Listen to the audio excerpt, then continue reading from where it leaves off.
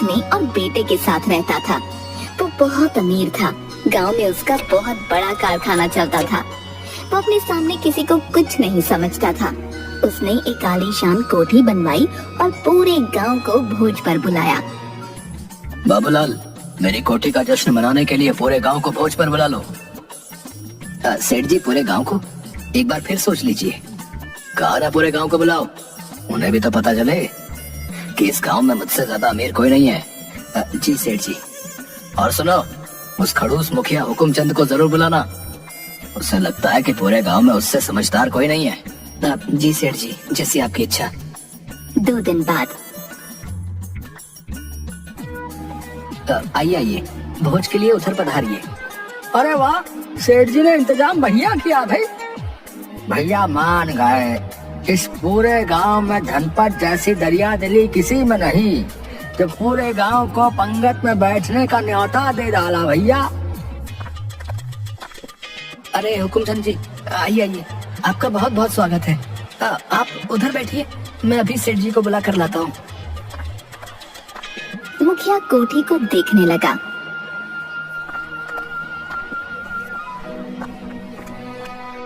और कैसे हो मुखिया जी? मैं ठीक हूँ। आज तो तुमने बड़ी रौनक लगा रखी है। बहुत दिनों से सोच रहा था, रहने वाले 3 जन है तो क्या हुआ, अपने लिए एक कोठी बनवा ही लूं। आखिर इतना धन किस काम आएगा। बहुत अच्छा किया, लेकिन अब तुम अपनी पुरानी कोठी का क्या करोगे? अब उसका क्या करना, गोदाम बना लूंगा या बेच दूंगा। अब वो मेरे किसी काम की नहीं। तुम तो कोठी पंचायत को बेच दो। हमें अनाथालय बनाने के लिए जगह की जरूरत है। क्या कीमत लोगे इसकी? ये मुखिया बहुत चालू है, कीमत पूछ रहा है। ये अच्छी तरह जानता है कि पंचायत की मेरी कोठी खरीदने की हैसियत नहीं है। क्या हुआ धनपत? कुछ नहीं, मैं सोच रहा था मुखिया कि मैं इस कोठी को अनाथ बच्चों के लिए दान में दे दूं।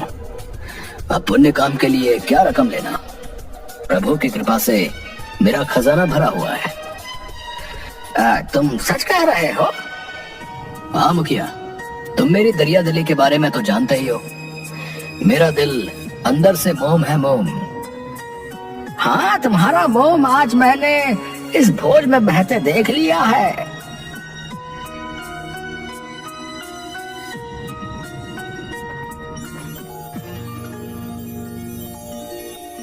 कारखाने में। जमेला, क्या बात है? आजकल तुम मजदूरों से ठीक से काम नहीं ले रहे हो।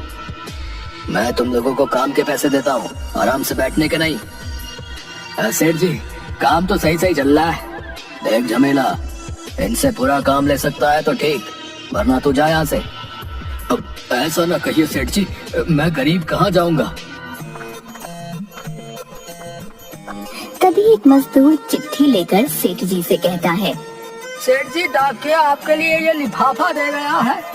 बाबूलाल, इसे खोल कर देखो तो। इसमें तो चिट्ठी है। आपका कोई प्रेम पत्र लग रहा है। अरे बता क्यों रहा है, जल्दी से पढ़कर सुना। नहीं पढ़ सकता, ये तो अंग्रेजी में है। तुम मेरे पूरे कारखाने का हिसाब किताब करते हो और अंग्रेजी नहीं पढ़ सकते। क्या फायदा ऐसे मुंशी का। ऐसी बात नहीं है, मुझे थोड़ी सी अंग्रेजी पढ़नी आती है। THIS, ये बन गया दिस। IS, ये बन गया इट। अरे इसका मतलब तो बता। मतलब आपने तो खाली पढ़ने के लिए कहा था, मतलब मुझे नहीं पता। अबे अकल के अंधे आदमी, तू रहेगा मुंशी? जब अकल बट रही थी तब कहाँ था तू? आप गुस्सा मत करिए, इस चिट्ठी को पूरे गांव में एक ही आदमी पढ़ सकता है। कौन? फर्राटा। पूरे गांव में बस वही है जो फर्राटेदार अंग्रेजी बोलता है। बुलाओ उसे।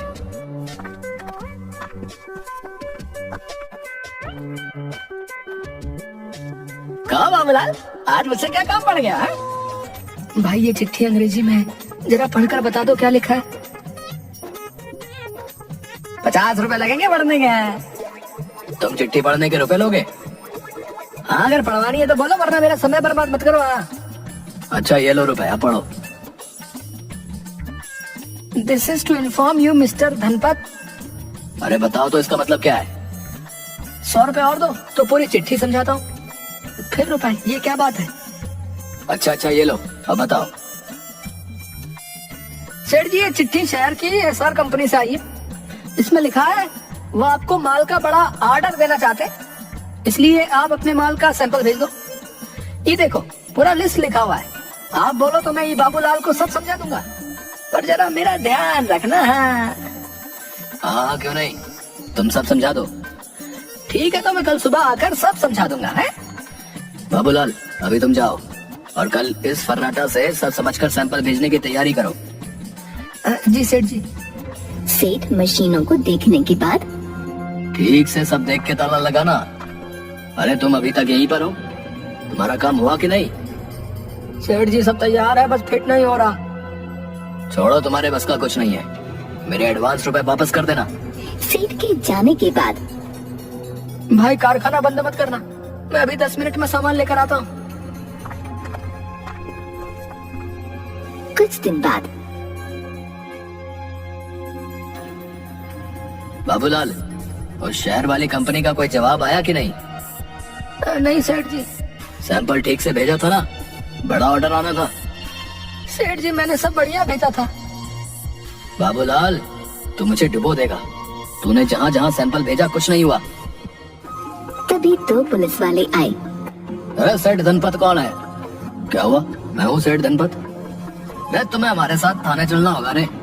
शिकायत आई है तुम्हारी, तुम्हारा माल जो है नकली है। नहीं नहीं साहब, हमारा माल 100% असली है, कोई मिलावट नहीं होती। रे एसआर कंपनी ने शिकायत की है, तुमने उन्हें जो सैंपल भेजे ना सब मिलावटी हैं। अगर ऐसा माल बाजार में गया ना तो तहलका मच जाएगा बे। आपको गलत फहमी है, हमारे यहाँ ऐसा काम नहीं होता साहब। पुलिस वाले सेठ को पकड़ कर ले जाते हैं।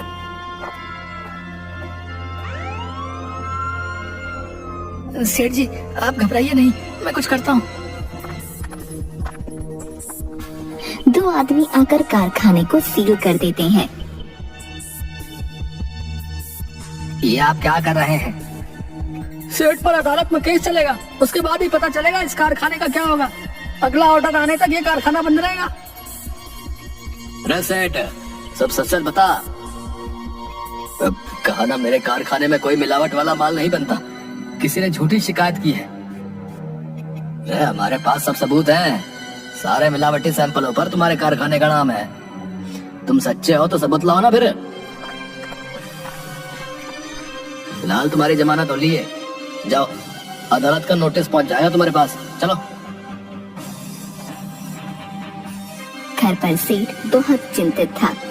सुनिए जी, आपके जाने के बाद 5 लोग आए थे, बोल कर गए हैं कि हमारा रुपया 2 दिनों में वापस कर दो, वरना अच्छा नहीं होगा।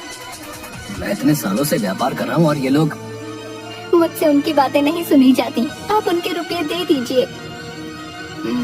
कारखाना भी बंद हो गया, घर चलाने और केस चलाने के लिए भी रुपए चाहिए।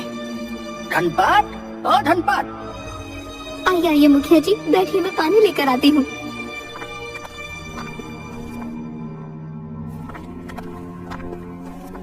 ये क्या हो गया धनपत? मैंने कुछ नहीं किया। मैं जानता हूँ तुम सच कह रहे हो, किसी ने तुम्हारे खिलाफ साजिश रची है। मुझे ये सब बाबूलाल का किया था लगता है, सब काम उसके जिम्मे छोड़ा था। पर फंसे तो तुम हो, अब क्या करोगे? मुखिया एक उपकार कर दो, मुझे रुपयों की बहुत जरूरत है, कैसे भी हो ये कोठी बिकवा दो। अरे कैसी बातें करते हो, फिर तुम रहोगे कहाँ भाई? झोपड़ी में रह लूंगा, पर देनदारों से पीछा छूटे। ऐसा नहीं कहते धनपाल, तुमने अनाथालय के लिए अपना घर दिया था, बच्चों के साथ वहीं रहना, नहीं तो मेरे घर चलना। अच्छा हुआ सेठ जी आप यहाँ मिल गए, अब मेरे रुपए दे दो। अरे अब तुम्हारे कौन से रुपए? अगर तुम उस दिन जासूसी कैमरे लगा जाते तो आज मुझे। ऐसा मत कहिए सेठ जी, मैंने तो सारे कैमरे फिट कर दिए थे। कब? तुम तो उस दिन के बाद आए नहीं। कारखाना बंद होने के थोड़ी देर बाद मैं सामान लेकर आया था और सारे जासूसी कैमरे उसी दिन फिट कर दिए थे। वो तो मेरी माँ की तबीयत अचानक खराब हो गई थी, तो मुझे रातों रात अपने गांव जाना पड़ा, इसलिए आपको बता नहीं पाया। ये तो बहुत अच्छी बात है धनपत, कारखाने से तुम्हारी बेगुनाही का कोई ना कोई सबूत जरूर मिलेगा। हाँ चलो चलते हैं।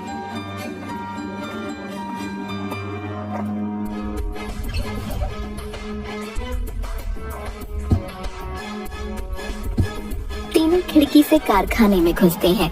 आदमी ने 3 जगहों से छिपे हुए कैमरे निकाले और चलाए। एक कैमरे में आदमी मशीनों में काम कर रहे थे। दूसरे कैमरे में बाबूलाल और सेठ बातें कर रहे थे। अरे इसमें तो कुछ भी नहीं है। तीसरा वाला चलाओ। तीसरे कैमरे में झमेला और एक आदमी था। झमेला ने माल के पैकेट उठाकर एक बड़े से थैले में रखे और दूसरे आदमी ने उनकी जगह दूसरे पैकेट रखे। झमेला ने सेठ वाले माल का थैला आदमी को दिया और उससे रुपयों की गड्डी ले ली। अरे किसी को कुछ पता तो नहीं चलेगा? ना ना, तुम चिंता मत करो। वो बाबूलाल और सेठवा दोनों मूर्ख हैं। इस सेठ को जेल भेजकर धीरे धीरे सारा कारखाना हथिया लूंगा मैं। हाँ। ये सब झमेला ने किया है। चलो पुलिस स्टेशन चलते हैं भाई।